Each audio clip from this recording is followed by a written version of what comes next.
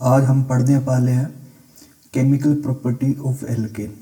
ठीक है, हेडिंग क्या है? केमिकल प्रॉपर्टीज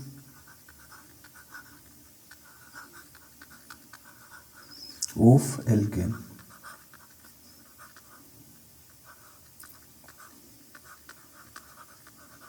यानी कि एल्केन किस तरह से रिएक्ट करते हैं किन्हीं भी कंपाउंड के पास साथ, है ना।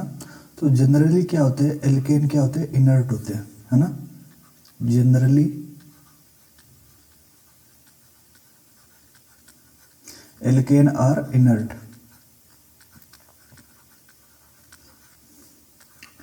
एल्केन आर इनर्ट,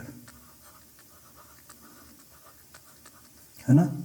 बट कुछ स्पेशल कंडीशन में ये रिएक्ट करते हैं ना, but they react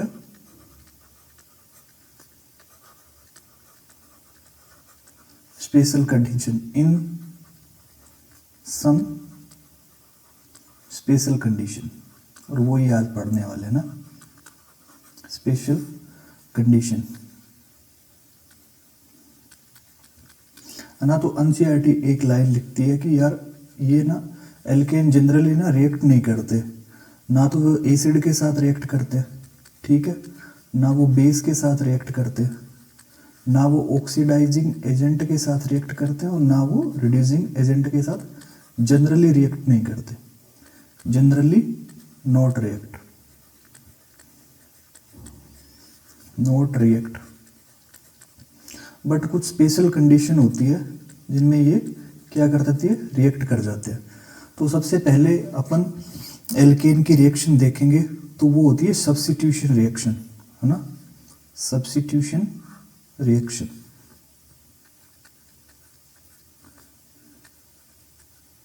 substitution reaction. Substitution reaction क्या होती है, जिनमें क्या होता है कि एक ग्रुप रिमूव होता है और दूसरा ग्रुप उसकी जगह पे आ जाता है, ठीक है। रिप्लेसमेंट ऑफ, मतलब एल्केन में तो अब हाइड्रोजन होंगे, तो अपन क्या लिख देंगे, रिप्लेसमेंट ऑफ वन और मोर हाइड्रोजन, ठीक है। और इनकी जगह पे क्या आ जाएगा, इनकी जगह पे जो इनको रिप्लेस करेगा वो आ जाएगा, ठीक है। तो इनकी सब्स्टिट्यूशन रिएक्शन में, मतलब इनकी इसकी जनरल यदि मैं डेफिनेशन लिखूं, तो डेफिनेशन बताऊं तो reaction in with one group is substituted by another group, ठीक है। क्या होता है कि reaction in which one group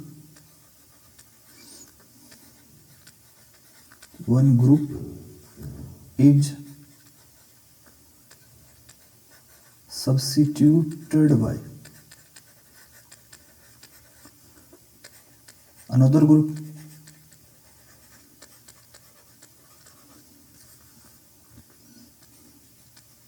किस तरह से होता है ये सब्स्टिट्यूशन। मान लो कोई एक मतलब एक अपने पास मीथेन है, ठीक है, H और H, ठीक है। इसकी जगह पे मैं हेलोजन लेके आना चाहता हूँ ना, +X2, ठीक है। किसकी प्रेजेंस में, सनलाइट या फिर यूवी रेज।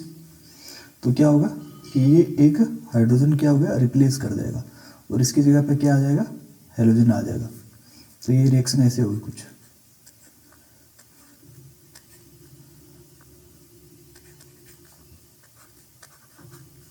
इसकी जगह पे क्या आ गया, हेलोजन, ठीक है। तो हेलोजन ने क्या किया, इसको सब्स्टिट्यूट कर दिया। तो अब हम आगे पढ़ेंगे, मतलब सब्स्टिट्यूशन रिएक्शन कितने प्रकार की होती है। रिएक्शन ठीक है, तो हेलोजन सब्स्टिट्यूशन रिएक्शन के लिए कंडीशन क्या क्या होगी? कंडीशन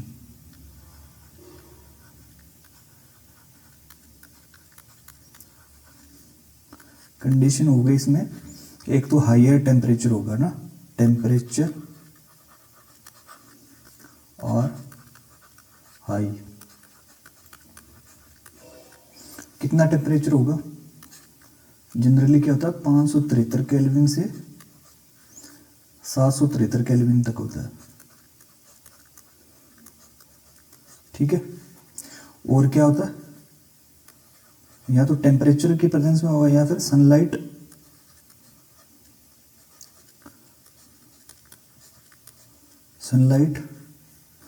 या फिर यूवी लाइट। ठीक है, इसकी प्रेजेंस में ये क्या होगी, रिएक्शन होगी। ठीक है, तो एक एनसीईआरटी एक लाइन लिखती है कि लोअर एल्केन ना,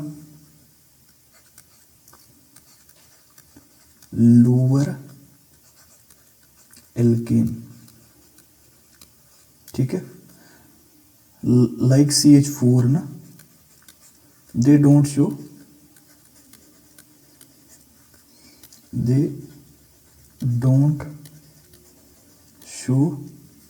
nitration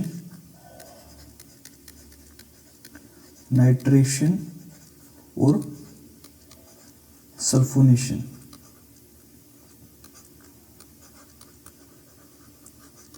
है ना, कि लोअर एल्केन वो ये रिएक्शन नहीं दिखाते, सिर्फ नाइट्रेशन और सल्फेशन। क्या होता है ये कि यहाँ पे मैं हाइड्रोजन लगा देता हूँ। ठीक है, एक मीथेन लेते हैं,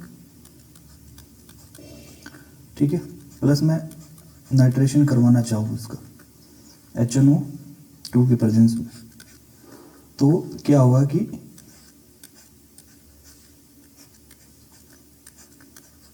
ये NO2 यहाँ पे आके नहीं लगेगा, तो ये रिएक्शन नहीं होगी। This reaction is not feasible,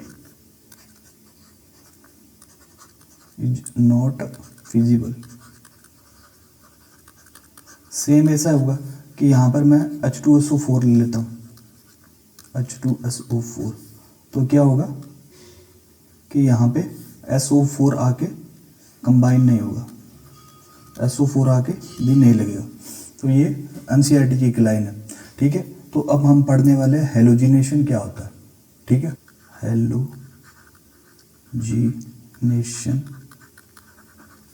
of alkene.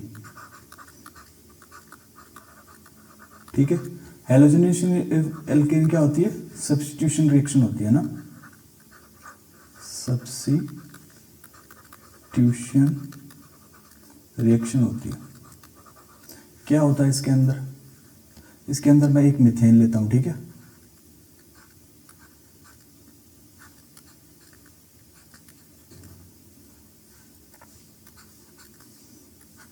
और यहां पर कोई भी हेलोजन ले लेता हूं। ठीक है, यहाँ पे HV और सनलाइट होगा, सनलाइट या फिर टेम्परेचर होगा। ठीक है, तो क्या होता है कि ये रिएक्शन हो जाती है ऐसे। कैसे होगा ये मैकेनिज्म हम आगे पढ़ेंगे।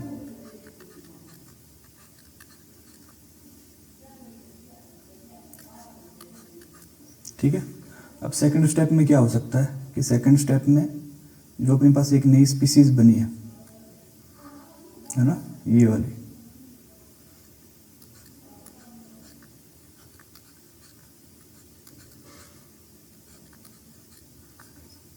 यहाँ पर हेलोजन था।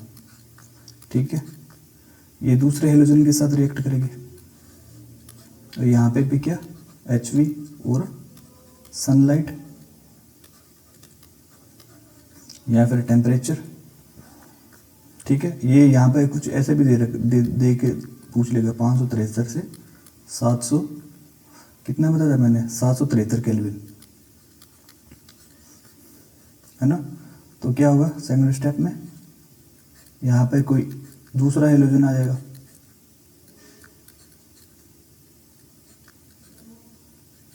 ठीक है, अब थर्ड स्टेप में क्या हो सकता है, थर्ड स्टेप में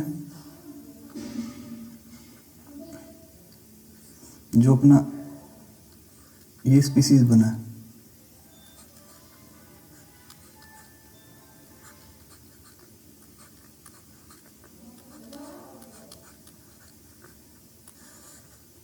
सेम कंडीशन HV और सनलाइट, ठीक है, या फिर टेम्परेचर, तो क्या होगा, एक और हाइड्रोजन निकल जाएगा और यहाँ पर एक और हेलोजन आ जाएगा, ठीक है। तो एक हाइड्रोजन बच गया अपने पास, ठीक है। और लास्ट स्टेप में क्या होगा, ये भी हेलोजन, ये भी हेलोजन, ये भी हेलोजन और एक हाइड्रोजन प्लस X2 रिएक्ट कराऊं सेम कंडीशन पे, सेम कंडीशन, ठीक है। तो क्या बन जाएगा मेरे पास,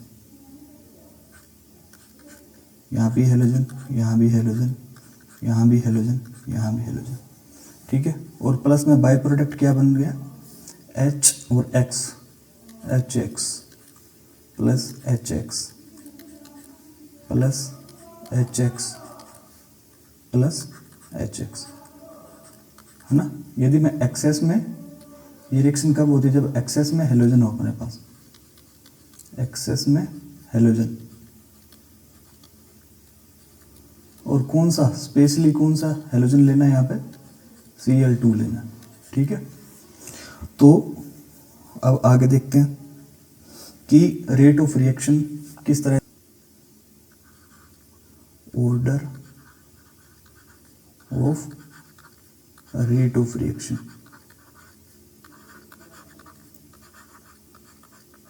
रेट ऑफ रिएक्शन में क्या ऑर्डर होगा, सबसे पहले हाई, ये हेलोजन का F2 मतलब हाईली रिएक्टिव होगा, फिर Cl2, फिर Br2, ठीक है, और फिर I2। और जो अपने पास क्या बना था, रेडिकल बना था, वो क्या होगा, 3 डिग्री सबसे फास्ट देगा, फिर 2 डिग्री, फिर 1 डिग्री, ठीक है। इस तरह से रेट वेरी करेगी। तो एक NCERT एक लाइन लिखती है ना, वो भी देख लेते हैं। NCERT की लाइनें पढ़ रहे हैं अभी, मैग्नीशियम हम आगे पढ़ेंगे। NCERT लिखती है कि यार जब मैं CH4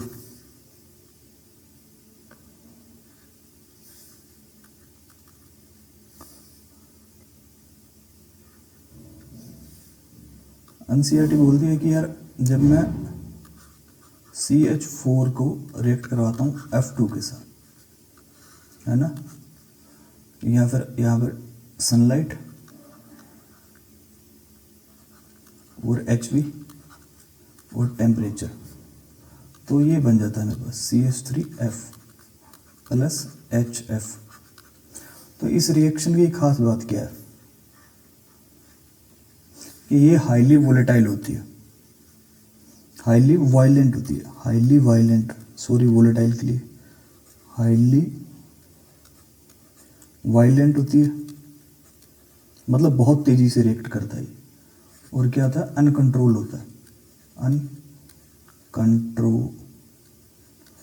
अनकंट्रोल मतलब कंट्रोल नहीं होती। एक बार ये रिएक्शन अब यदि अपन लैब में लगा के छोड़ देते हैं तो भाई ये हाईली वायलेंट होती है, मतलब बहुत तेजी से विस्फोट कर जाएगी। और अनकंट्रोल मतलब कंट्रोल भी नहीं होगी। तो इस रिएक्शन को अपन लैब में नहीं करवा सकते, है ना। और दूसरी CH4 प्लस I2 की रिएक्शन कराऊंगा किसके प्रेजेंस में, सनलाइट और डेल्टा के प्रेजेंस में। डेल्टा मतलब टेम्परेचर, तो प्रोडक्ट बन जाएगा मेरे पास CH3I प्लस HI, है ना। तो ये रिएक्शन क्या होती है, टू स्लो, मतलब काफ़ी टाइम लग जाएगा, काफ़ी साल लग जाएंगे इस रिएक्शन को होने। और इसमें क्या हम यूज़ करते हैं, जनरली क्या होता है, ऑक्सीडाइज एजेंट का यूज़ किया जाता है इसके अंदर। ऑक्सीडाइज एजेंट यूज, कौन कौन से ऑक्सीडाइज एजेंट यूज़ करते हैं अपन, ये अनसीईआरटी की लाइन है HiO3 और HNO3, ठीक है। इन ऑक्सीडाइजिंग एजेंट का यूज़ करते हैं। अब हम देखेंगे कि ये ये सब्स्टिट्यूशन रिएक्शन होती है ना, ये और ये मतलब ये कौन से मैकेनिज्म से जाती है, उसका मैकेनिज्म समझेंगे आगे।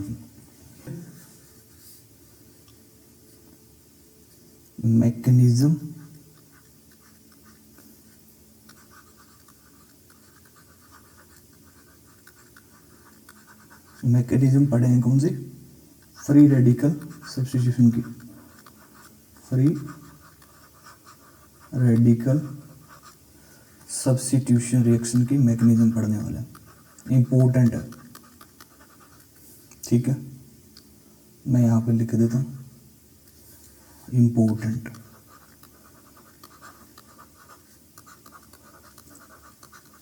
काफ़ी ज़्यादा इम्पोर्टेंट रिएक्शन है ये, ठीक है। यहाँ से क्वेश्चन पूछता है। तो ये रिएक्शन होती है 3 स्टेप में, ठीक है। इसका सबसे पहला स्टेप होता है इनिशिएशन।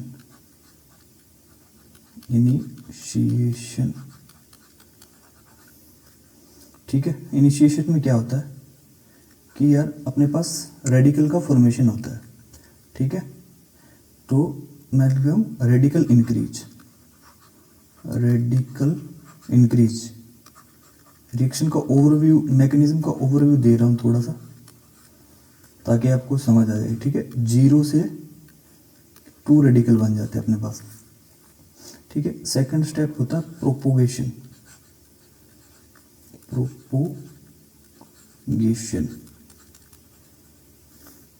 प्रोपोगेशन में क्या होता है, no change in number of radical ना, no change in number of radical, ठीक है। मतलब इसमें ना तो रेडिकल बनेंगे और ना ही कम होंगे, ठीक है। और कैसे होंगे वो आगे देखेंगे। थर्ड स्टेप है मेरा टर्मिनेशन।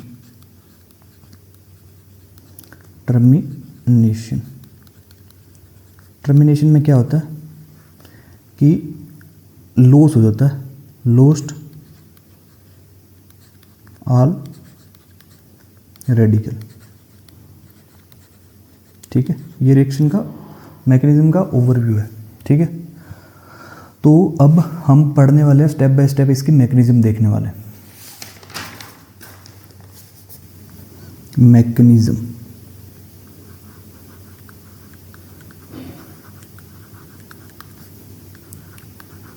ठीक है। मैकेनिज्म का पहला स्टेप क्या था, फर्स्ट स्टेप में क्या होता है, इनिशिएशन होता है। इनिशिएशन किसका इनिशिएशन होता है, फ्री रेडिकल, ठीक है। फ्री रेडिकल का फॉर्मेशन होता है इसमें, ठीक है। क्या होता है कि यार इसमें 2 Cl2 होते हैं ना, Cl2, और इसको मैं ऐसे भी लिख सकता हूँ Cl, ठीक है।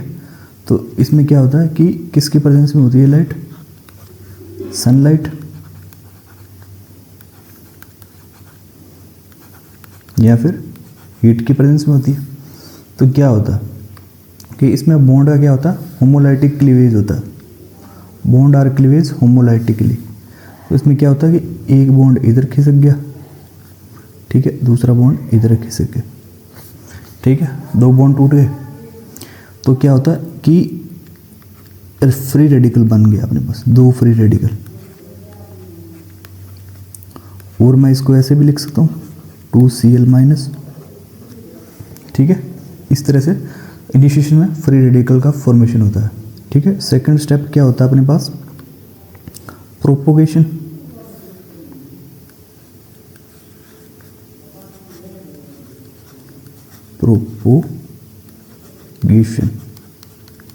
प्रोपोगेशन में मैंने क्या बताया था ओवरव्यू में, प्रोपोगेशन में बताया था मैंने, मतलब रिएक्शन आगे कैसे बढ़ेगी, मतलब इसमें नो लॉस ऑफ रेडिकल, ना तो रेडिकल नया बनेगा और ना ही क्या होगा, जनरेट होगा। तो क्या होगा कि जो अपना ये रेडिकल फॉर्मेशन हुआ है, ठीक है,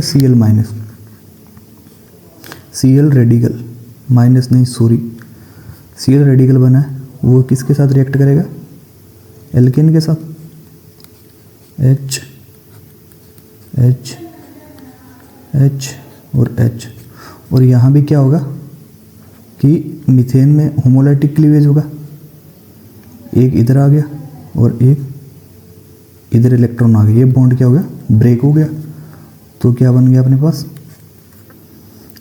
CH3 रेडिकल बन गया,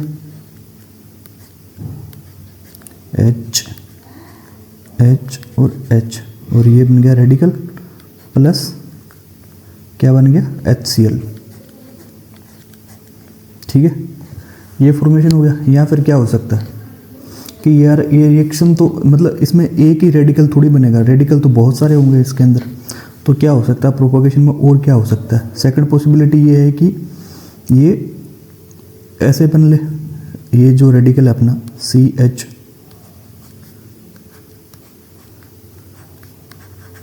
ये रेडिकल है, ठीक है, ये किसके साथ कंबाइन हो जाए, क्लोरीन रेडिकल के साथ कंबाइन होके प्रोडक्ट बना ले, ये भी तो पॉसिबिलिटी हो ही सकती है,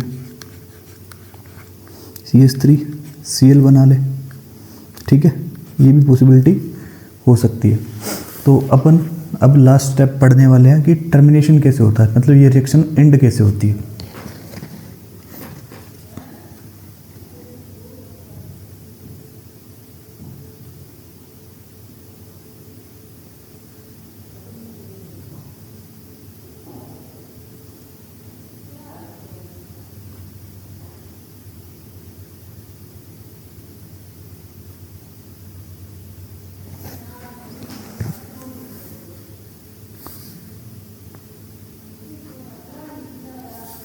स्टेप थर्ड क्या है, टर्मिनेशन।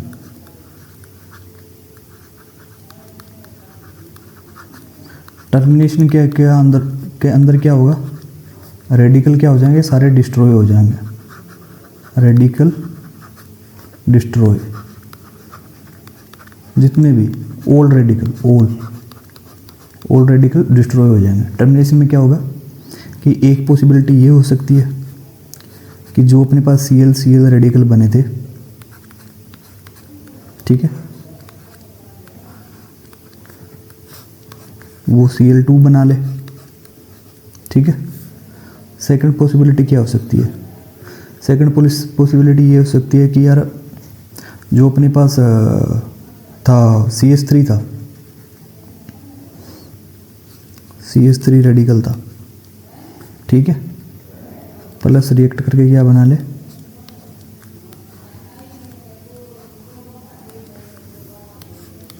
CH3Cl बना ले। ठीक है, थर्ड स्टेप में क्या होगा कि थर्ड स्टेप में ये भी तो हो सकता है कि दो CH3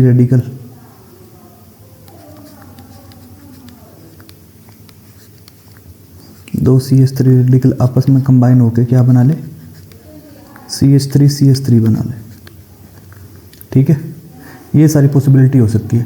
तो इसके अंदर पूछ लेता है कि भाई बाई प्रोडक्ट के अंदर क्या बनता है, बाई प्रोडक्ट के अंदर या तो फिर ये इथेन बन जाता है, मीथेन ने इथेन, या तो फिर इथेन बन जाता है बाई प्रोडक्ट के अंदर। ठीक है, ये तो मेन प्रोडक्ट है अपना, ये क्या है, मेन प्रोडक्ट है, या फिर HCl, ये क्या है, इसके बाई प्रोडक्ट है। ठीक है, अब कुछ कहते हैं भाई, अब हम कंपेयर करेंगे ब्रोमिनेशन और क्लोरिनेशन को।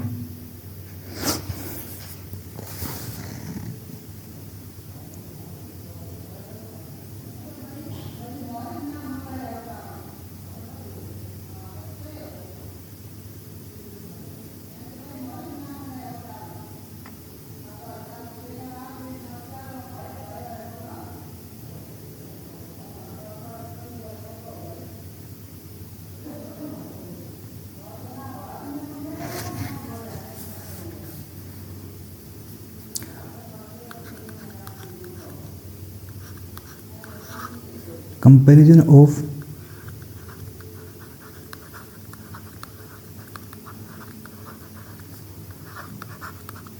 ब्रोमिनेशन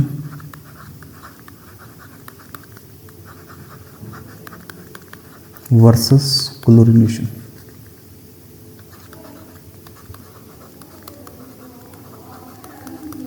ठीक है, तो क्या होता क्या है कि जो ब्रोमिनेशन होता है ना, ब्रोमिनेशन और हाईली सिलेक्टिव होता है। ब्रोमिनेशन और हाईली सिलेक्टिव, इसका क्या मतलब है? ठीक है, इसका मतलब क्या है? ठीक है, देखो मैं एक कंडीशन लेता हूं, ठीक है, यहाँ पे क्या है, CH3 जुड़ा हुआ है, ठीक है, और मेरे को इसका करवाना क्या है, ब्रोमिनेशन करवाना, Br2 HV और डेल्टा। ठीक है, तो प्रोडक्ट मेरे पास एक ही प्रोडक्ट बनेगा। ठीक है, यही प्रोडक्ट मेरे पास बनेगा।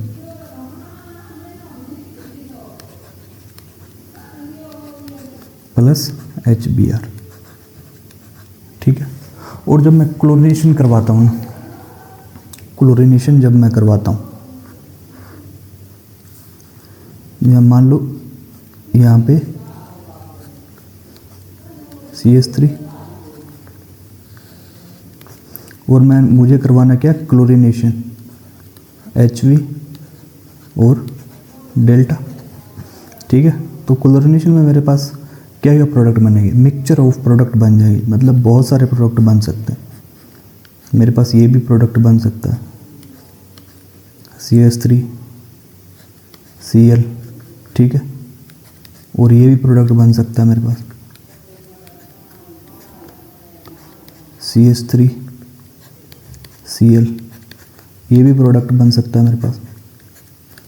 ठीक है, CH3 Cl, ये भी प्रोडक्ट बन सकता है मेरे पास, CH3 Cl।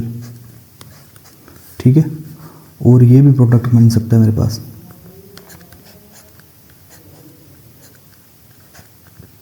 CH2 Cl। यानी क्लोरीन में ये यहाँ से भी कहीं से भी हाइड्रोजन निकाल सकता है। ठीक है, पर ब्रोमिनेशन में कौन सा, ओनली 3 डिग्री। ये यहाँ मतलब क्लोरीनेशन में देखो, एक यहाँ से हाइड्रोजन निकल गया, यहाँ से भी निकल सकता है, यहाँ से भी निकल सकता है। ठीक है, यहाँ से भी निकल सकता है और एक यहाँ से भी निकल सकता है। इसको मैं CH2 लिख देता हूँ थोड़ी देर के लिए, और एक यहाँ से भी हाइड्रोजन निकल सकता है। क्लोरीनेशन में कहाँ से भी हाइड्रोजन निकल सकता है, लेकिन ब्रोमिनेशन में ओनली कौन से, कहाँ से, 3 डिग्री ओनली स्टेबल रेडिकल से, स्टेबल रेडिकल का फॉर्मेशन होगा और ओनली वन प्रोडक्ट होगा, ओनली वन प्रोडक्ट।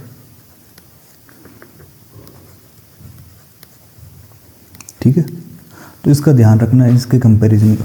ठीक है, अब हम पढ़ते हैं स्टेबिलिटी ऑफ फ्री रेडिकल, यानी फ्री रेडिकल किस तरह से स्टेबलाइज होंगे।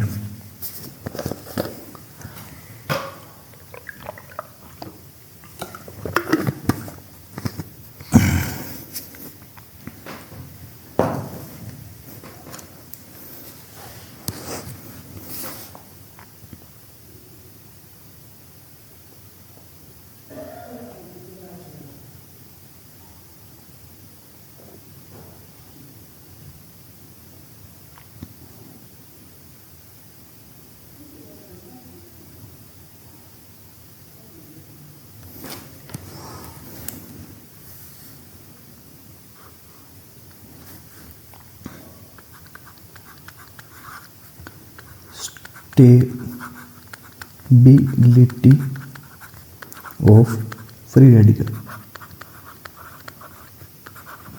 रिएक्शन में अपने पास फ्री रेडिकल जनरेट हुआ था ना। फ्री रेडिकल को क्या होता है, फ्री रेडिकल होता है इलेक्ट्रॉन डेफिशिएंट होता है, इलेक्ट्रॉन डेफिशिएंट होता है। ठीक है, मतलब इसका ऑक्टेट कंप्लीट नहीं होगा। और क्या होता है, न्यूट्रल कंपाउंड होता है, न्यूट्रल होता है। ठीक है, कैसे होता है, देखो एक कार्बन, ठीक है, यहाँ भी हाइड्रोजन, यहाँ भी हाइड्रोजन, यहाँ भी हाइड्रोजन, और कुछ ऐसा दिखता है फ्री रेडिकल। तो इसमें देखो, इसमें इलेक्ट्रॉन काउंट करो, ठीक है। इसके 2 इलेक्ट्रॉन, इसके 2 इलेक्ट्रॉन, इसके 2 इलेक्ट्रॉन और 1 इलेक्ट्रॉन, 1 इलेक्ट्रॉन इसका। तो टोटल कितने इलेक्ट्रॉन हो गए? 2 4 6 और 7 इलेक्ट्रॉन, टोटल 7 इलेक्ट्रॉन, ठीक है। मतलब इसका ऑक्टेट कंप्लीट नहीं है, और ये क्या है? एक इलेक्ट्रॉन डेफिशिएंट कंपाउंड है, इलेक्ट्रॉन डेफिशिएंट कंपाउंड है। तो इसको स्टेबल करने के लिए मैं क्या क्या कर सकता हूँ? ठीक है, स्टेबिलिटी, स्टेबिलिटी, स्टेबिलिटी में क्या क्या करता हूँ कि मैं इस हाइड्रोजन को हटा के, ठीक है, इन हाइड्रोजन को हटा के इनकी जगह ले आता हूँ क्या? सी, ये ग्रुप लेके आ सकता हूँ मैं, ठीक है, CH3 CH3, ठीक है। तो ये क्या करेंगे? इसको इलेक्ट्रॉन देंगे, ठीक है, इस बॉन्ड से इलेक्ट्रॉन देंगे, तो क्या हो जाएगा? ये स्टेबल हो जाएगा, ठीक है, ये स्टेबल हो गया।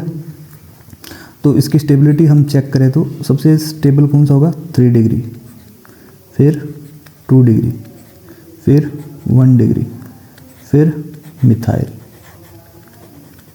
ठीक है। ये हुआ इसका स्टेबिलिटी का ऑर्डर, ठीक है।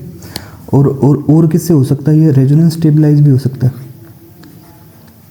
रेजोनेंस स्टेबलाइज भी हो सकता है, ठीक है। देखो, एक सिचुएशन क्रिएट करता हूँ मैं आपके सामने, ठीक है। एक मेरे पास एक रेडिकल ये है,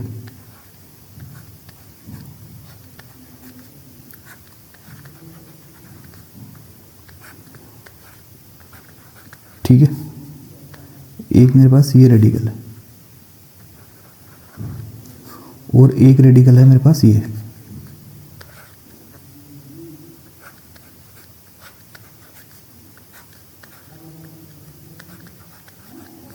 CH2, यहाँ भी CH2, एक रेडिकल ये है मेरे पास, ठीक है। और यहाँ पे क्या है? डबल बॉन्ड है। इन दोनों में कौन सा स्टेबलाइज होगा? ए या बी? ए और बी, ठीक है। इन दोनों में कौन सा स्टेबलाइज होगा? B, B more stabilise. क्यों बी मोर स्टेबलाइज होगा? क्योंकि ये रेजोनेंस से क्या करता है?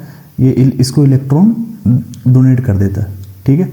और यहाँ पर तो इलेक्ट्रॉन डोनर वाला कौन है ही नहीं कोई, तो ठीक है। तो अब अपने स्टेबिलिटी देखें तो सबसे ज़्यादा रेजोनेंस स्टेबलाइज होता है, ठीक है, रेजोनेंस स्टेबलाइज, ठीक है। उसके बाद कौन सा आता है?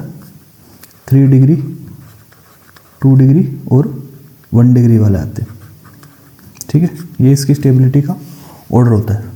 और अब एक क्वेश्चन करता हूँ, चलो एक क्वेश्चन करता हूँ, इससे ज़्यादा समझ आएगा आपको।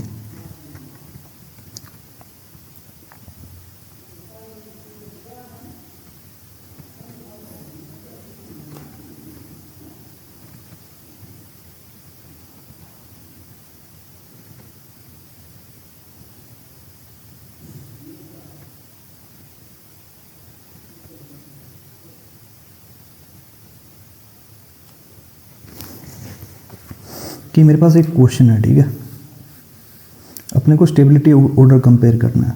कंपेयर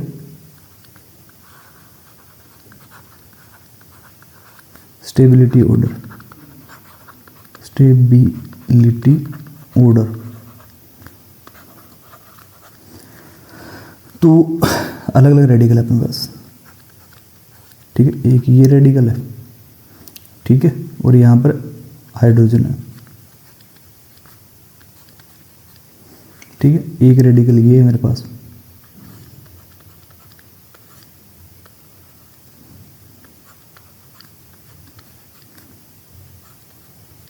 ठीक है, और एक रेडिकल है ये CH3C, ठीक है। एक रेडिकल ये है। इन ABC में स्टेबिलिटी ऑर्डर बताओ मेरे को। ABC,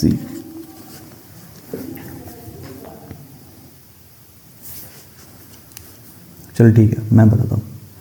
देखो मैंने बोला था रेजोनेंस स्टेबलाइजेशन, तो यहाँ पे कोई रेजोनेंस नहीं है, ठीक है। ये कार्बन के ऊपर ही रेडिकल है, ठीक है। रेजोनेंस स्टेबलाइज तब होता है ये जब ऐसी कंडीशन होती है। देखो यहाँ पर CH2 डबल बॉन्ड C और C यहाँ पे होता तो ये रेजोनेंस स्टेबलाइज हो जाता, पर इधर तो डायरेक्ट इसी डबल बॉन्ड के ऊपर ही है, ठीक है। यहाँ पे ट्रिपल बॉन्ड पे और यहाँ पे ये स्टेबलाइज हो रहा है। तो स्टेबिलिटी का ऑर्डर आ गया किसका, इसको मैं 4 मोलिकुल ABCD मोलिकुल मान लेता हूँ। तो स्टेबिलिटी का ऑर्डर होता है देखो DABCD में, तो सबसे ज़्यादा स्टेबलाइज कौन सा होगा, D मोर स्टेबलाइज। क्यों, क्योंकि रेजोनेंस स्टेबलाइज हो रहा है, ठीक है। फिर C में इसको ये इलेक्ट्रॉन डोनेट कर रहा है, ठीक है, 2 डिग्री है, ठीक है। इन दोनों में बताओ, एक में डबल बॉन्ड है, एक में ट्रिपल बॉन्ड वाला, तो डबल बॉन्ड वाला ज़्यादा स्टेबलाइज होगा, फिर ट्रिपल बॉन्ड। ये स्टेबिलिटी का ऑर्डर होगा। अब आगे देखते हैं नेक्स्ट क्वेश्चन। यार मैं आपसे एक क्वेश्चन पूछूं ना कि यार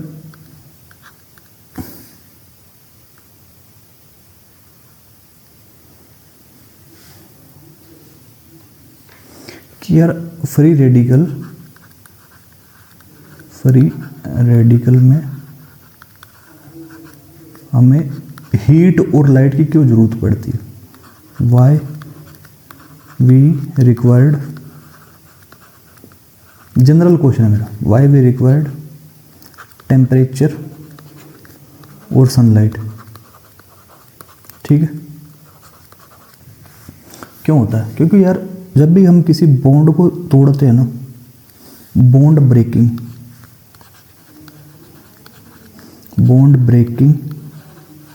क्या होता है, ऑलवेज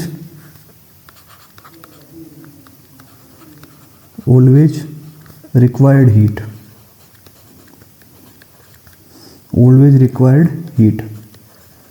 ठीक है। जब Cl अपने को रेडिकल बनाना था, ठीक है, तो ये बॉन्ड तोड़ना था अपने को, ठीक है। तो बॉन्ड ब्रेकिंग, जब भी हम किसी बॉन्ड को ब्रेक करने ना, तो इसको एनर्जी क्या देनी पड़ती है, ऑलवेज। एनर्जी कभी भी रिलीज नहीं होती बॉन्ड ब्रेकिंग में एनर्जी क्या देनी पड़ती है। तो एनर्जी इसकी कितनी होती है, यूवी लाइट देखें अपन तो 390 नैनोमीटर की वेवलेंथ होती है इसकी, ठीक है। और इसकी एनर्जी कितनी होती है, 96 किलो कैलोरी पर मोल, जो इस बॉन्ड को तोड़ने के लिए क्या है, इनफ एनर्जी है, इनफ एनर्जी। तो मैं यही बता रहा था कि बॉन्ड ब्रेकिंग ऑलवेज क्या होती है कि एनर्जी उसमें लगती है, कभी भी एनर्जी रिलीज नहीं होती बॉन्ड ब्रेकिंग के अंदर। तो यही था आज का अपना लेक्चर। Thank you.